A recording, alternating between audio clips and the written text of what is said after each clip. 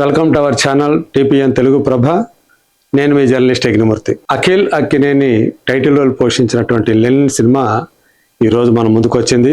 కొంత మిశ్రమ స్పందన వచ్చినప్పటికీ కూడా ఎక్కువ మంది మాత్రం ఈ సినిమాని ఎంజాయ్ చేస్తున్నారు అనేటువంటి మాట వినిపిస్తోంది.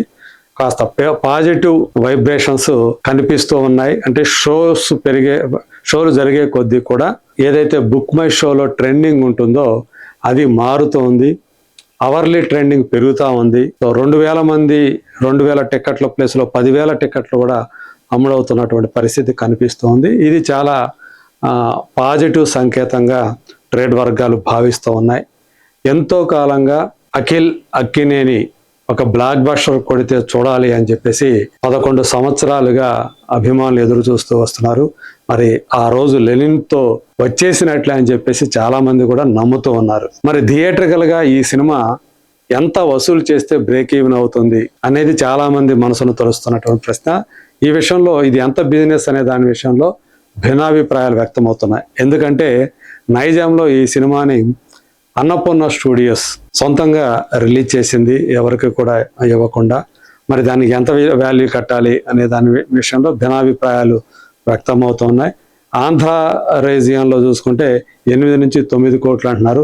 మొత్తంగా 20 కోట్ల నుంచి 24 కోట్ల మధ్య 2 తెలుగు రాష్ట్రాల్లో ఈ సినిమా థియేట్రికల్ వాల్యూ ఉంటుందని చెప్తున్నారు.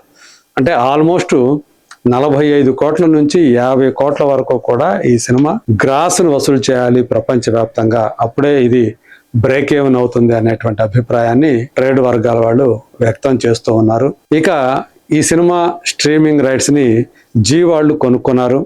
అటు ఓటీటీ కానివ్వండి, ఇటు శాటిలైట్ కానివ్వండి, అలాగే హిందీ డబ్బింగ్ హక్కులు కూడా మొత్తం కలిపి 34 కోట్ల రూపాయల వరకు కూడా నాన్ థియేట్రికల్ రైట్స్ ఈ సినిమా సంబంధించి అమ్ముడయ్యాయి అనేది మనకి తెలుస్తున్నటువంటి సమాచారం.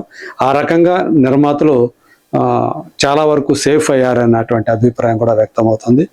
ప్రత్యేకించి లెనిన్ పాత్రలో అఖిల్ నటించినటువంటి తీరుకు కూడా ప్రశంసలు దక్కుతూ ఉన్నాయి.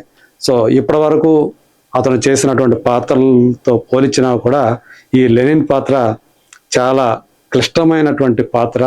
సో దాన్ని మొత్తానికి లెనిన్ చాలా ఎఫెక్టివ్గా చేశాడు.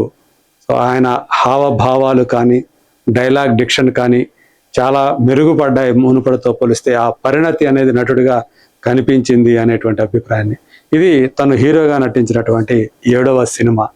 చాలామంది ఇప్పుడు టాప్ స్టార్స్గా వెలుగుతున్న వాళ్ళలో 7వ సినిమా బాగా ఆడింది అనే అభిప్రాయం కొంతమంది లెక్కలు తీసి చూపిస్తూ వచ్చారు. ఆ రకంగా ఈ 7వ సినిమా అఖిల్కి కూడా కలిసి రావచ్చు అనేటువంటి అభిప్రాయాన్ని వ్యక్తం చేశారు. మరి చూద్దాం, ఈ నిజంగానే 7వ సినిమా అఖిల్కి కలిసి వస్తున్నట్లుగానే ప్రస్తుతానికి ప్రాథమిక అంచనాల ప్రకారం అయితే తెలుస్తోంది.